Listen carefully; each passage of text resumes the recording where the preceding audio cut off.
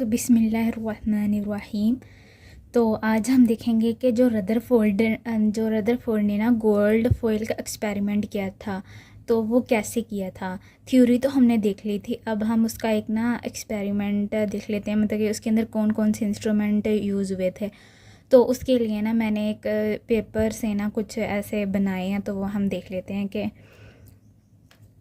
सबसे पहले उसने लिया था एक लेड बॉक्स। ठीक है, जब उसने एक्सपेरिमेंट किया था ना तो उसने गोल्ड फॉइल का, तो उसने लेड का बॉक्स लिया था। तो अब हम ये देख लेते हैं, और लेड के बॉक्स में एक होल था,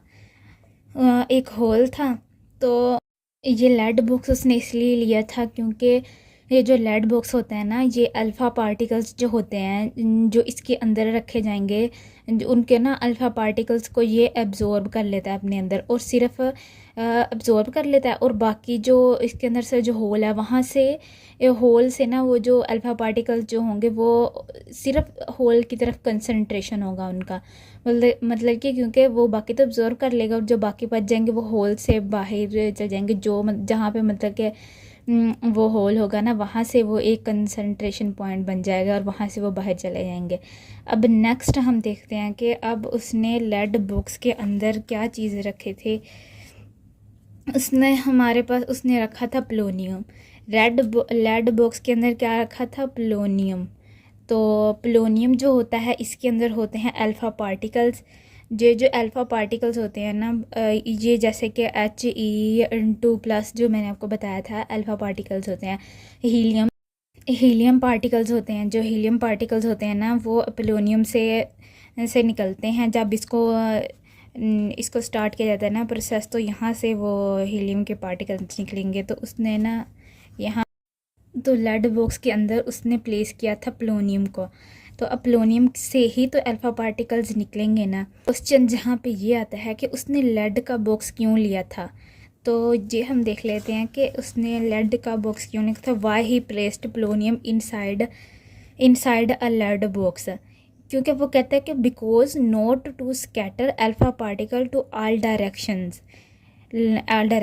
ये जो होते हैं ना, ये लेड बॉक्स की वजह से ना वो अल्फ़ा पार्टिकल्स जो होते हैं ना वो तमाम डायरेक्शन में, मतलब कि हर सिमत में वो पार्टिकल जो नहीं फैलते, वो स्कैटर नहीं होते हर तरफ। जो होता है ना लेड बॉक्स, वो क्या कर लेता है कि उन जो पार्टिकल्स को ना वो एब्जॉर्ब कर लेता है अपने अंदर। तो जहाँ पे तो लेड बॉक्स होगा ना, एक होल भी तो है ना इसके अंदर, तो अब एब्जॉर्ब कर लेता है, तो वो फिर लेड बॉक्स से बाहर कैसे जाएंगे अल्फा पार्टिकल्स। तो this here is and hole जो है ना, इसी की यहाँ से जो सारे जो अल्फ़ा पार्टिकल्स होंगे ना वो इस होल की तरफ कंसंट्रेट करेंगे, और यहाँ से वो बाहर आएंगे, और आगे जाके वो गोल्ड फॉइल के ऊपर जाके मतलब स्ट्राइक करेंगे। ओके, तो हमारे पास ये हो गया। और अब इसके बाद जो हमारे पास है वो गोल्ड फॉइल है। तो गोल्ड फॉइल होता है ये रियल में गोल्ड फॉइल ना, आपको स्क्रीन पे दिख रहा होगा कि पिक्चर में कि रियल वाला गोल्ड फॉइल कैसा होता है। ये पेपर का बना हुआ है, तो इसके देख लेते हैं कि गोल्ड फॉइल जो होता है हमारे पास। सबसे पहले तो गोल्ड फॉइल मेलिएबल होता है, और इसके ऊपर थिन शीट होती है, और थिन शीट होता है मतलब कि, और इसके अंदर ये कहते हैं कि ये गोल्ड फॉइल हम जो थिन शीट है वो क्यों यूज़ करते हैं, थिन ही शीट क्यों यूज़ करते हैं। वो कहते हैं कि इसमें लेस चांस होता है अल्फ़ा पार्टिकल गेट अब्जॉर्ब्ड, क्योंकि इसमें अल्फ़ा पार्टिकल्स के लेस चांसेस हैं एब्जॉर्ब होने के। अगर जाके सारे पार्टिकल इसमें एब्जॉर्ब हो जाएंगे तो आगे डिटेक्टर पे रिज़ल्ट कैसे दिखेगा हमें, जो तो वही तो हमने देखना है। तो यहाँ पे एब्जॉर्ब हो जाएंगे, और ये हमने 0.004 सेंटीमीटर तक लिया था गोल्ड फॉइल। गोल्ड फॉइल के अंदर ऐसे होता है, ये देखो ये एटम है, उसके अंदर वो पॉजिटिव चार्ज है, तो ये ऐसे बना हुआ है सारा।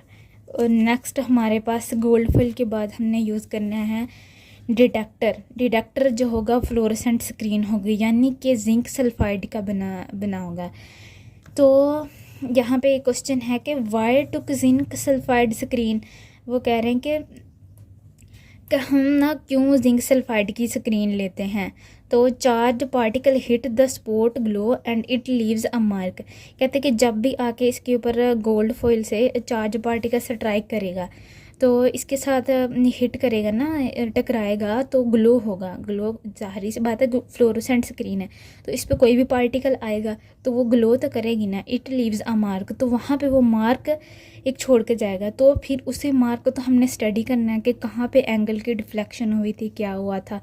तो अब नेक्स्ट हम इसे ना पूरा बना के देखते हैं, मॉडल को अपनी अपनी जगह पे लगा के कि ये कैसे दिखता है, कैसे इसका प्रोसेस होगा।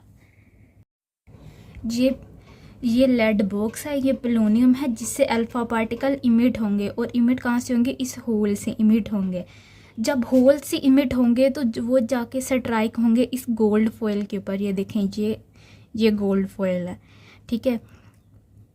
तो गोल्ड फॉयल से जब स्ट्राइक होंगे तो इसका एंगल कैसे, ये देखें, ये यहाँ से जा रहा है, जा रहा है, यहाँ पे स्ट्राइक हो रहा है, ठीक है। जहाँ पे फिर ये आगे सीधा गोल्ड फॉयल से होके ये यहाँ पे जाके लगेगा, सीधा सीधा ये जा रहे हैं ना सीधे। और कुछ का एंगल क्या होगा, कुछ ये तो सीधे जा रहे हैं लेकिन कुछ डिफ्लेक्ट हो जाएंगी, कुछ अल्फ़ा पार्टिकल्स डिफ्लेक्ट हो जाएंगे।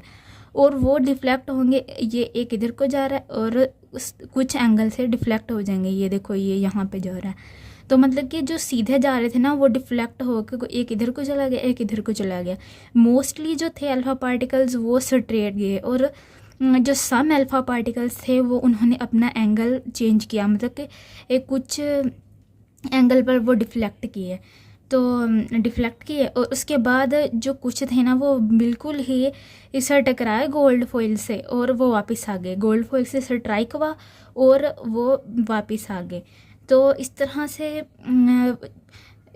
से हमें 3 ऑब्जर्वेशन देखने को मिली। एक तो स्ट्रेट, और जो सम थे वो एंगल पे डिफ्लेक्ट हो गए, और कुछ थे वो तो बिल्कुल वापस आगे स्ट्राइक हो गए, मतलब उनका एंगल यहाँ पे आके हमें स्पॉट मिला कि वो टकरा के वापस आ गए हमारे पास, ये वापस आ रहा है हमारे पास।